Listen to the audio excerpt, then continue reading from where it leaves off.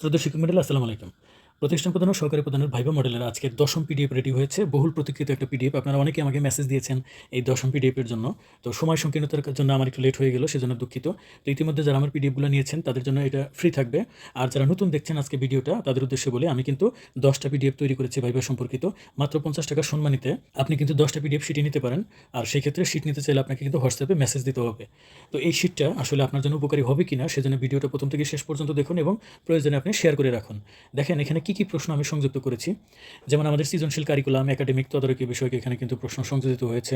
তারপরে আর্থিক স্বচ্ছতা বা প্রতিষ্ঠানের এই আর্থিক স্বচ্ছতা হচ্ছে মেরুদণ্ড, সে সম্পর্কে প্রশ্ন সংযুক্ত হয়েছে।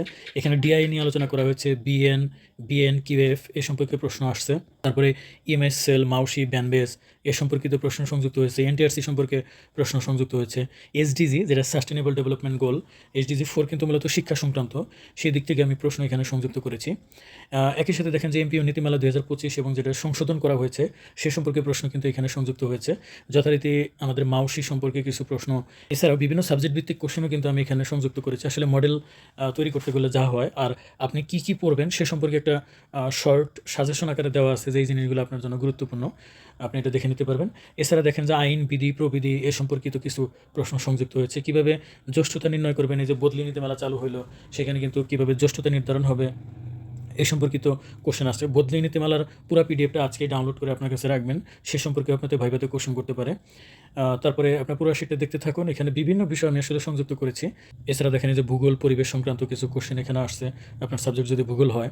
তারপরে প্রভাষকদের পদোন্নতির বিষয় অর্থাৎ এমপিও নীতিমালা থেকে আমি এখানে প্রশ্ন সংযুক্ত করেছি।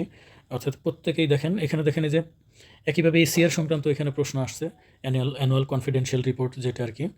তো বিভিন্ন প্রসঙ্গ থেকে বিভিন্ন থেকে যেমন যে অবসর সুবিধা, কল্যাণ ট্রাস্ট এ সম্পর্কিত কিছু কোশ্চেন আসছে।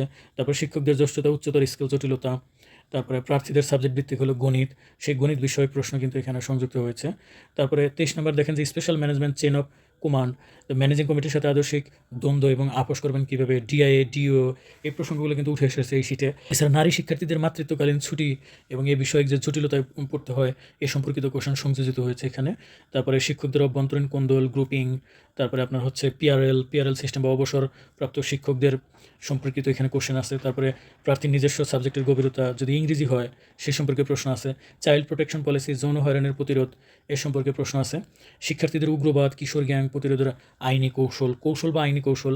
তারপর দেখেন চরম ব্যতিক্রমিক ক্রাইসিস ম্যানেজমেন্ট, যে বিভিন্ন জটিল পরিস্থিতিতে আপনি সংকটগুলো কীভাবে মোকাবেলা করবেন, এখানে দেখেন যে ইউএনও সম্পর্কে আলোচনায় আসছে। আমি শুধু কিওয়ার্ডগুলো দেখাইতেছি। প্রশ্ন ফাঁস বা ফাঁসের গুজব নিয়ন্ত্রণ আপনি কীভাবে করবেন। তারপরে শিক্ষকদের প্রাইভেট টিউশনি বা তারা বাণিজ্যিকভাবে যে করে শিক্ষকতা করে বিভিন্ন কোচিংয়ে, এই সম্পর্কিত বিষয় চলে এসেছে। তারপরে রিজার্ভ ফান্ড, জেনারেল ফান্ড সহ এখানে 25টা পর্ব আছে। অডিট সম্পর্কিত কিছু আছে, এখানে দেখতে পাচ্ছি আমরা ইডি যেটা হচ্ছে শিক্ষা প্রকৌশল অধিদপ্তর সম্পর্কিত প্রশ্ন সংযুক্ত হয়েছে। তো এখানে শুধু কিওয়ার্ডগুলো আমি বললাম, বিস্তারিত শিট নিলে আপনি অবশ্যই বুঝতে পারবেন। দেখেন যে ম্যানেজিং কমিটি বা গভর্নিং বডি সম্পর্কে প্রশ্ন সংযুক্ত হয়েছে। পিডিএফটা আসলে ছোটো হলেও এই পিডিএফের যে টপিকগুলো সেটা লিখতে গোছাতে আমার আসলে অনেক সময় লেগে গেল।